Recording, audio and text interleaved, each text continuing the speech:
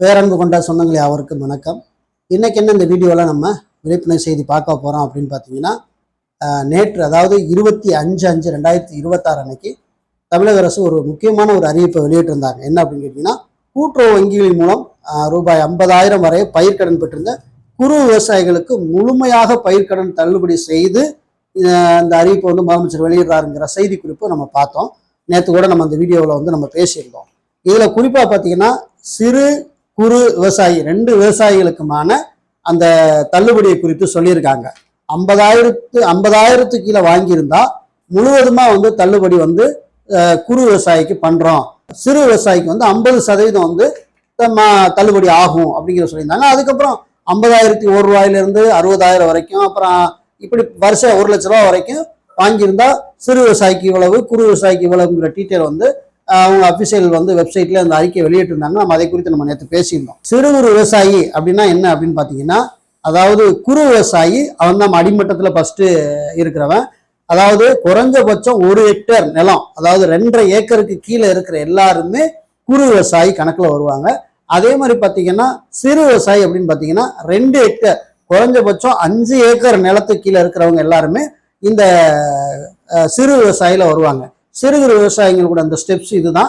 இதுல பாத்தீங்கன்னா குறைஞ்சபட்சம் ஒரு பக்கம் ஆதரவும் ஒரு பக்கம் எதிர்ப்புமா இந்த ஸ்கீம் வந்ததுல இருந்து பயங்கரமா சொல்லப்பட்டு கொண்டு இருக்கிறது. விவசாய சங்கத்துல இருந்து எதிர்ப்புகளும் வலுக்குது. ஏன்னு கேட்டீங்கன்னா, ஒரு ஏக்கருக்கு குறைஞ்சபட்சம் 23,000 ரூபாய் 26,000 ரூபாய் வரைக்கும் லோன் தராங்க. அப்படி நாங்க லோன் வாங்கி வச்சிருக்க பட்சத்துல குறைஞ்சபட்சம் 2.5 ஏக்கர் நாங்க இருந்தாவே ஒரு 60,000க்கு மேல நாங்க லோன் வாங்கி வச்சிருப்போம். அப்போ 60,000ங்கிற போது எங்களுக்கு அதுல பாதி தான் அதுல கிளைம் பண்ற மாதிரி இருக்கு. அதான் உங்க ஸ்கீம்ல எங்களுக்கு தள்ளுபடி ஆகிற மாதிரி இருக்கு. ஆகவே நாங்க குறு விவசாயியா இருந்தாலும் நாங்க கூடுதலா லோன் வாங்கி வச்சிருக்கோம்ல, நீங்க அதை முழுவதுமா தள்ளுபடி செய்ய வேண்டிய தேவை இருக்கு இல்லையாங்கிறத ஒரு பக்கம் விமர்சனமாகும். ஒரு பக்கம் 1 லட்ச ரூபாய்க்கு மேல கடன் வாங்கி வச்சிருந்தவங்க எல்லாருக்குமே குறைஞ்சபட்சம் 5,000 ரூபாய் தான் பெனிஃபிட்.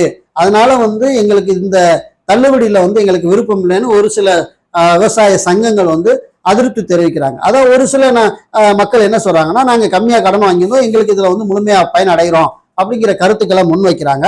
இதுல குறிப்பா பாத்தீங்கன்னா, ஒரு ஏக்கருக்கு குறைஞ்சபட்சம் எங்க மாவட்டத்துல பாத்தீங்கன்னா, அதாவது நெற்பயிர் மானாவாரி பகுதிக்கு 23,400 ரூபாய் கடன் பெறலாம் அப்படின்னு 2025ல சொல்லியிருந்தாங்க.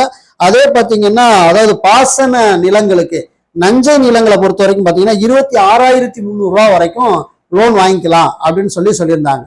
இப்ப இந்த கேட்டகரிக்கு பாத்தீங்கன்னா, இப்போ 2.5 ஏக்கர் ஒருத்தர் நிலம் வச்சிருக்கு, நான் குறைஞ்சபட்சம் அவன் 60,000க்கு மேலதான் கடன் வாங்கி வச்சிருப்பான். அப்ப முழுமையா தள்ளுபடி அந்த குறு விவசாயிகளும் வருவதற்கான வாய்ப்புகள் இல்லை அப்படிங்கிறதான் ஒரு குற்றச்சாட்டுகளாக வைக்கப்பட்டு கொண்டு இருக்கிறது. ஆகவே தேர்தல் அறிக்கையில என்ன சொன்னீங்க, ஆனா நீங்க இப்ப என்ன செஞ்சிருக்கிறீங்கிற ஒரு கேள்வி எழுப்பப்படுது. தேர்தல் அறிக்கையில தாவேக என்ன சொல்லியிருந்தாங்க அப்படின்னா, அதாவது சிறு குறு விவசாயிகள் மொத்த கடனையும் நாங்க 100% தள்ளுபடி பண்ணுவோம் அப்படி நாங்க ஆட்சிக்கு வந்தா அப்படிங்கிறத சொல்லியிருந்தாங்க. ஆனா வந்ததுக்கு அப்புறம் இப்படி அந்த அதுல வரைமுறைப்படுத்தி வெளியிடுறது ஒரு விவசாயிகள் மத்தியில ஒரு பயங்கரமான ஒரு கொந்தளிப்பையும் கூட ஏற்படுத்துகிறதாக கூட இருக்கிறது. ஆகவே இந்த கூட்டுறவுத்துறை அப்படின்னு நீங்க எடுத்துக்கிட்டீங்கன்னா, அதுல இந்த கூட்டுறவுத்துறையின் கீழே அந்த சங்கங்களை கடன் வாங்கினவங்களுக்கு தான் தள்ளுபடி. அதே சமயத்துல பாத்தீங்கன்னா, நான் விவசாய கடன் பாத்தீங்கன்னா வேற பேங்க்ல நான் வாங்கி வச்சிருக்கிறேன், எனக்கு தள்ளுபடி வருமா அப்படின்னு கேட்டீங்கன்னா கண்டிப்பா வாய்ப்பு இல்லை. இங்க ரொம்ப தெளிவா சொல்லிட்டாங்க, கூட்டுறவு வங்கிகள் மூலம் அப்படிங்கிறத அழுத்தம் திருத்தமா செய்தியில சொல்லிட்டாங்க. அவங்க அறிவிப்பை வெளியிட்டு இருக்கிறாங்க. ஸோ இதுல குறைஞ்சபட்சம் பாத்தீங்கன்னா எவ்வளவு நீங்க பயன் பெறலாம், எவ்வளவு கடன் வாங்கியிருந்தா எவ்வளவு பயன் பெறலாம் அப்படிங்கிற டீட்டெயில் இதுல கொடுத்துருக்காங்க. உங்களுக்கு வேணும்னா இந்த செய்தி குறிப்பு நான் அந்த வீடியோக்கில நான் பிடிஎஃப் தந்திருக்கிறேன். அதனால உறவுகள் எடுத்து பயன்படுத்திக்கங்க. இந்த கூட்டுறவுத்துறையை பத்தி நீங்க நிறைய தெரிஞ்சுக்கணும் அப்படின்னு நான் நினைக்கிறேன். இந்த பயிர்க்கடன் மட்டும்தான் இந்த கூட்டுறவு சங்கம் மூலம் பெற்றிருந்த பயிர்க்கடன் மட்டும்தான் தள்ளுபடி. அதே சமயத்துல இந்த கூட்டுறவு சங்கம் மூலம் நிறைய கடன்கள் கொடுக்கப்படுகிறது. தொழில் சார்ந்த கடன்கள், அதே மாதிரி மகளிர் சுய உதவிக்குழு கடன், இப்படி நிறைய பாத்தீங்கன்னா கடன் நிறைய இருக்கு, நிறைய ஸ்கீம் இருக்கு. அதனால இந்த கூட்டுறவுத்துறை சம்பந்தமா நீங்க நிறைய விஷயங்கள் தெரிந்து கொள்ளணும் அப்படின்னா இந்த வீடியோக்குள்ள டிஸ்கிரிப்ஷன்ல ஒரு லிங்க் கொடுத்துருக்கிறேன். அதுல பாத்தீங்கன்னா ஒவ்வொரு ஸ்டெப்ஸா நீங்க உள்ள போனீங்கன்னா நிறைய விஷயங்களை நீங்க உங்களுக்கு எழும்பக்கூடிய கேள்விகளுக்கான பதில் அந்த விக்கிபீடியாவில கொடுத்துருக்காங்க. நீங்க அதை படிச்சு பாத்தீங்கன்னா உங்களுக்கு இந்த துறையை பத்தின முழு தகவல்களையும் நீங்க தெரிஞ்சுக்க முடியும் அப்படிங்கிறத நான் உங்களுக்கு சொல்லிக்க விரும்புகிறேன். ஸோ இதை குறித்து ஒரு மேலான உங்களுடைய விமர்சனங்களோ அல்லது நீங்க பயன்பெற்றிருந்த பயன் விதமோ நீங்க அடைஞ்சிருப்பீங்கன்னா மறக்காம கமெண்ட்ல சொல்லுங்க. இதுல குறைஞ்சபட்சம் நம்ம என்ன சொல்ல வரோம் பாத்தீங்கன்னா, அனைத்து விவசாயிகளும் பயனடைகிற விதமா இந்த ஸ்கீம் இருந்திருந்தா மிகவும் மகிழ்ச்சிகரமா இருந்திருக்கும் அப்படின்னு நான் நினைக்கிறேன். அதாவது குறைஞ்சபட்சம் இதுல பயனாளர்களோட லிஸ்ட் என்ன போட்டிருக்காங்கன்னா 2,44,555 பயனாளிகள் தான் அப்படிங்கிறத போட்டிருக்காங்க. அந்த விவசாயிகளுக்கு மட்டும்தான் தள்ளுபடி அப்படின்னு போட்டிருக்காங்க. இதுல 50,000 பணம் வாங்கிட்டு முழுமையா தள்ளுபடி பெற்றவங்க எத்தனை பேருங்கிறது லிஸ்ட் வந்து நம்மளுக்கு தெரியல. ஒருவேளை மாவட்ட வாரியம் நம்ம ஆர்டிஐ போட்டு கேட்டோம்னா கூட அந்த லிஸ்ட் நம்மளுக்கு கிடைக்க வாய்ப்பு இருக்கு. நம்ம மாவட்டத்துல முழுமையா வந்து எத்தனை பேருக்கு வந்து தள்ளுபடி ஆயிருக்கு, அந்த 50,000 பணமும் முழுமையான தள்ளுபடி 100% தள்ளுபடி எத்தனை பேருக்கு ஆயிருக்கு அப்படிங்கிறத நம்ம ஆர்டிஐ மூலம் கேட்டு நம்ம தெரிஞ்சுக்க முடியும். கூட்டுறவுத்துறையை பொறுத்த வரைக்கும் ஆர்டிஐ பண்ண முடியுமா நிறைய பேரோட கேள்வி இருக்கு. தாராளமா பண்ணலாம், அதுல எந்த மாற்று கருத்தும் கிடையாது. இதை முழுக்க அரசு மக்களுக்காக செலவிட செய்த பணம் தான். அதனால வந்து அது பொது நிர்வாகத்தின் கீழே வர்றதுனால கண்டிப்பா கணக்கு கேட்க ஒவ்வொரு குடிமகனுக்கும் உரிமை இருக்கு. ஆகவே தாராளமா நம்ம ஆர்டிஐ போட்டு இந்த தகவல்களை என்ன செஞ்சுக்கலாம், நம்ம கேட்டுக்கலாம். இந்த கூட்டுறவுத்துறை சம்பந்தமா வந்து யாரார எந்தெந்த அலுவலர்கள் நம்ம எங்கெங்க கான்டாக்ட் பண்றது அப்படிங்கிற முழு தகவலையும் இந்த வீடியோக்கள் டிஸ்கிரிப்ஷன் கொடுத்துருக்கேன், உறவுகள் எடுத்து பயன்படுத்திங்க.